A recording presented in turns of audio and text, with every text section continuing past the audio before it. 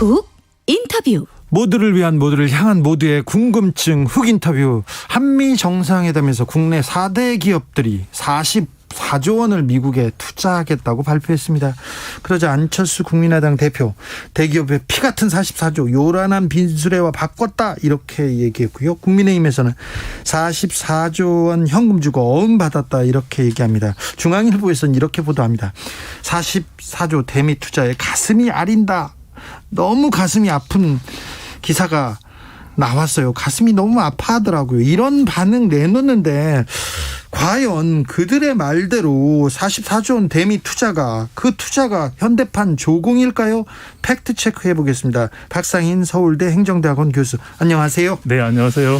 한미 정상회담이 끝났습니다. 한미 경제 협력 강화됐다, 이제 동반자가 됐다 이렇게 하는데 44조 원 대미 투자 어떻게 보셨는지, 그 의미는 뭔지 조금 알려주세요.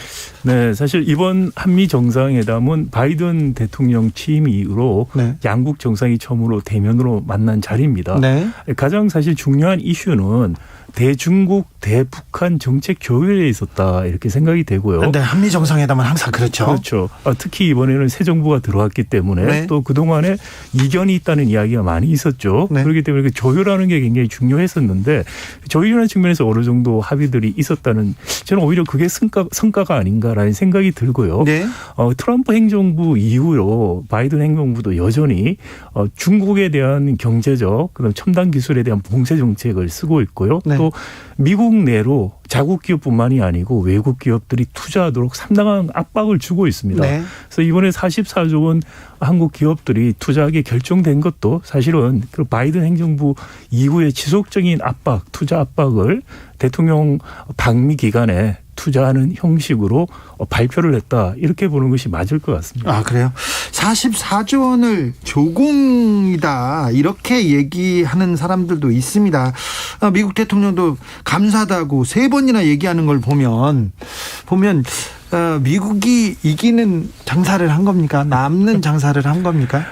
사실 그 미국 정치인들, 또 서구 정치인들은 일자리 창출에 대해서 굉장히 중요성을 두고 있습니다. 지금 특별히 강조하고 그렇습니다. 그렇기 때문에 외국 기업이든 자국 기업이든 국내에 투자해서 일자리를 늘려라라는 걸 이제 굉장히 강조하고 있는데요.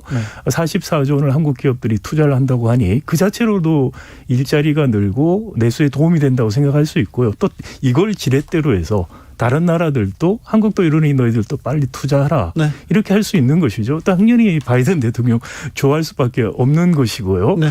이게 뭐 경제적인 측면에서 주고받는, 특히 뭐 백신 가지고서 투자를 하고 백신을 수합하고 하는 거는 굉장히 국내 정치적인 입장에서 생각하는 아주 잘못된 사고라고 생각이 돼요. 미국 입장에서는 사실 그럴 이유가 없는 상황이었습니다. 교수님, 기업은요 이윤 창출이 목표 아닙니까? 근데 우리 기업이 돈을 44조 원이나 주는데 미국까지 가서 어쩔 수 없이 간 겁니까? 우리 기업이 얻는 이익은 뭡니까? 사실 그 수요 시장이, 우리가 수출을 가장 많이 하는 나라가 중국이고요. 그다음 미국입니다. 근데 시장을 갖고 있는 나라가 투자를 해라, 그렇지 않으면은 보이지 않는 또는 대안적인 방법을 우리가 선택을 하겠다라는 압박을 주면은 그 압박을 벗어나기가 사실 좀 어렵습니다. 그래서 이게 대통령 방미가 아니더라도 투자를 할 수밖에 없었던 상황이고요. 다만 대통령 방미 기간에 투자 계획을 밝혔기 때문에 향후에 투자할 때 미국 연방 정부나 주정부하고 협상, 어떤 세제 혜택 같은 걸 받는 거, 그런 면에서는 좀 불리하게 됐다. 그럴 수도 있어요. 네, 생각이 됩니다. 근데 기업들이 미국에 공장 짓고 미국에 투자해서 거기서 돈 잘 벌겠죠? 그래서 뭐 기업들은 경영 전략상 그 투자를 국내에 할지 해외에 할지 정하게 됩니다. 다만 이런 경영 전략상 판단에 정치적인 압력들이 들어가서 작용을 한다든지 또는 또 다른 국내 정치적인 계산이 들어가면은 상당히 왜곡이 되죠. 지금같이 어떻게 보면은 대통령 방미 기간이 아니고 자율적으로 기업들이 투자에 대해서 미국 정부, 주정부, 연방 정부하고 협상을 통해서 결정했더라면은 좀 더 좋은 조건으로 투자를 할 수 있었을 거라고 생각이 됩니다. 거기에 대한 비용들이 생겼죠, 이번에. 근데 그 비용을 기업들이 국내 정치권에서 다시 돌려받는 식으로 계산을 했다면은 이건 상당히 사실 문제가 있죠.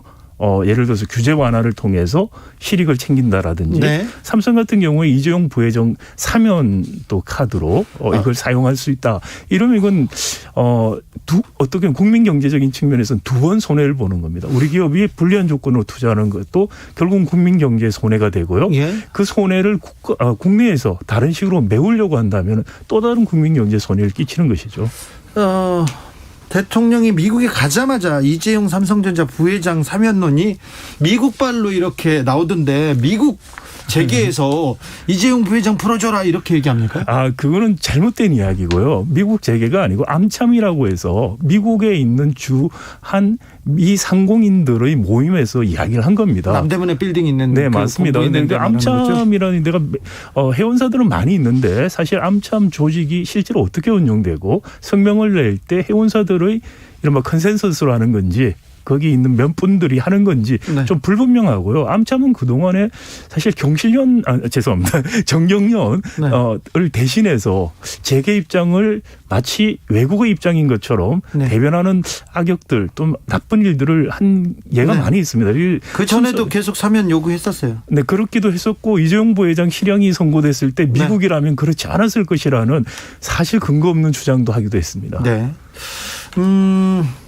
이광재 민주당 의원을 비롯해서 정치권 일각에서도 이재용 부회장 사면론 긍정적으로 검토해야 된다 이렇게 언급하던데 이 부분은 어떻게 보시는지요? 사면에 대한 사회적 편익과 비용을 한번 먼저 생각을 해보면요. 사실 편익은 거의 없다는 게 이번에도 증명이 됐어요. 이광재 의원이나 이런 분들 주장한 게 반도체라든지 백신 이야기를 했습니다. 예. 반도체 투자, 국내 투자 이미 대통령 방미 전에 10년간 510조 하겠다고 발표했습니다. 네. 그리고 이번에 미국에 투자하는 거 발표했어요.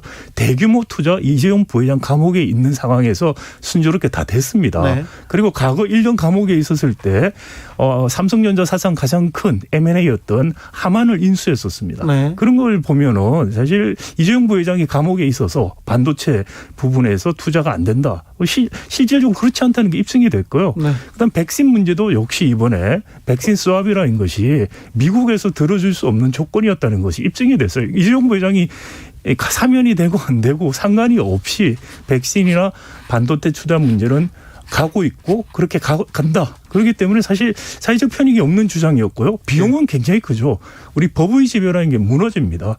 재벌 총수는 어떤 잘못을 저질러도 감옥에 가지 않고 감옥에 가도 금방 나온다는 것이 확립된다면은 사회적 특수개업을 우리가 만들어주는 것입니다. 그럼 민주주의를 위반하는 것이고 법의 지배가 무너지면은 시장 경제도 무너지는 것입니다. 네. 이 엄청난 사회적 비용이 있기 때문에 이런 것들을 숙고하지 않고 정치인들이 특히 민주주의 국가에서 정치를 한다는 분들이 그런 제도적인 큰 비용은 굉장히 가볍게 생각한다는 거 저는 굉장히 충격을 받았습니다. 사실. 공정과 정의도 지금 뭐 무시할 수 없는 중요한 문제인데요.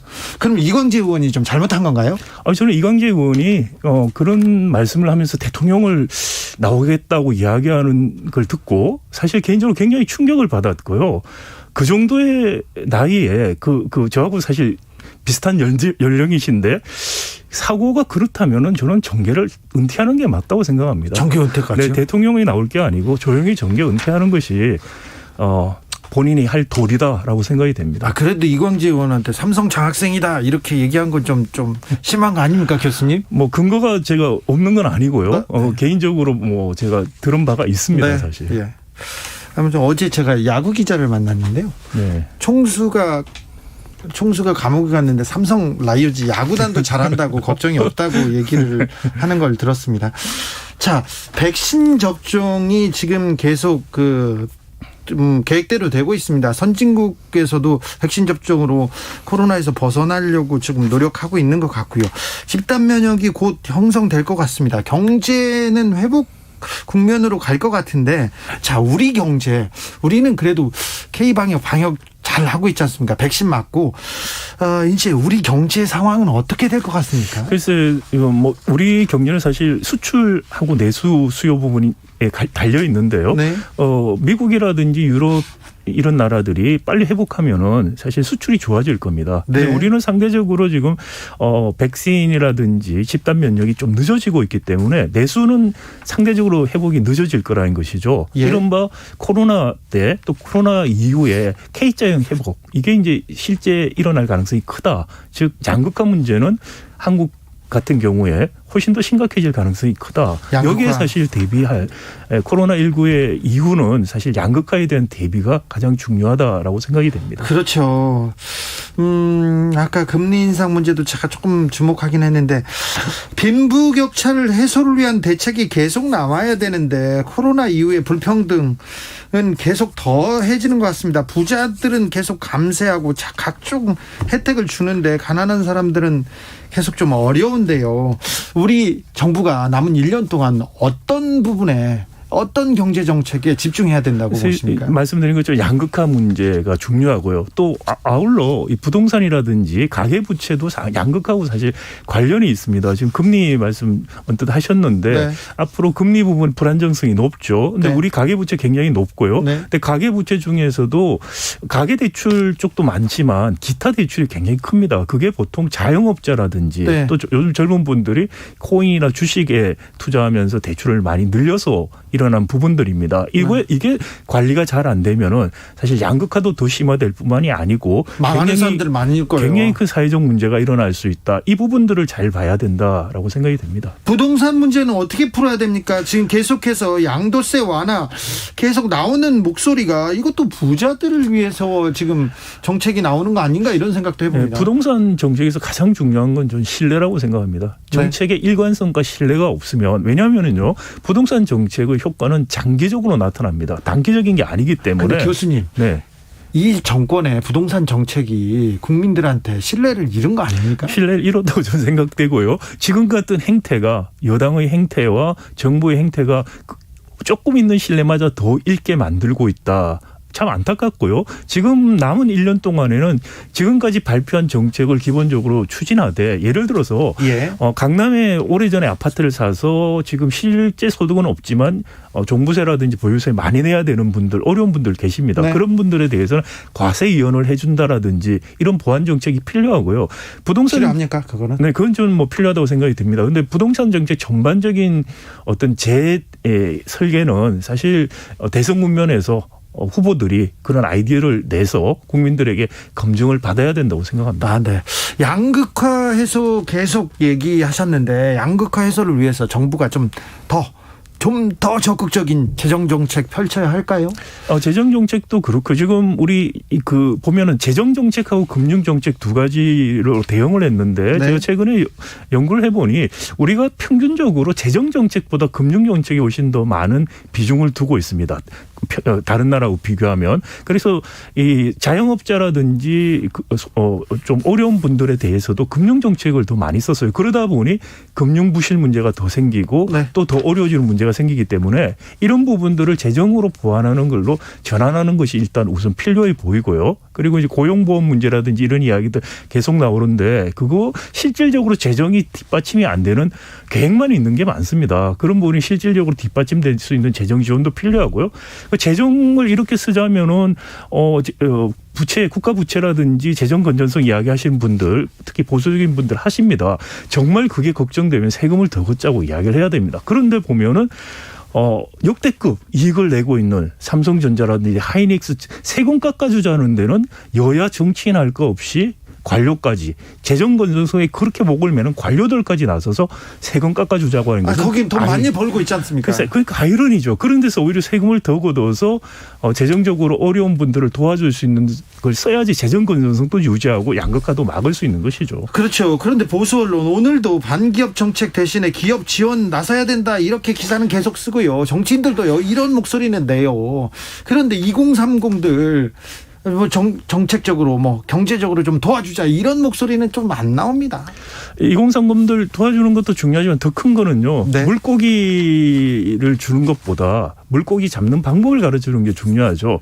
우리가 2030 젊은 사람들이 열심히 노력해서 내가 경제적으로 어떻게 퇴직 이후에도 편안하게 살 수 있는 그런 제도적인 개혁들이 필요합니다. 우리가 그런 근본적인 개혁 없이 제가 늘 말씀드리는 재벌 개혁하자, 경제구조 개혁하자는 게 그런 이야기인데 그런 것 없이 대증적인 그때 땜 방식 정책으로 하다 보니 효과는 없어지고 거의 한계에 도달하는 것이죠. 네. 선생님들이 저도 제 초등학교 때도 그런 소리 했어요. 이게 물고기를 주지 말고 고기 낚는 법을 알려줘야 된다. 근데 그게 그렇게 어려운가 봅니다. 물고기도 필요하면 먹어야 되죠. 그렇지만 고기 낚는 법 안 가르치고 자꾸 물고기만 주려고 하다 보니 정책 효과도 떨어지고 있다는 말씀입니다. 알겠습니다. 고기 낚는 법에 대해서는 다음번에 다시 모셔서 말씀 듣겠습니다. 네. 지금까지 박상인 서울대 행정대학원 교수였습니다. 감사합니다. 네, 감사합니다. 나비처럼 날아 벌처럼 쏘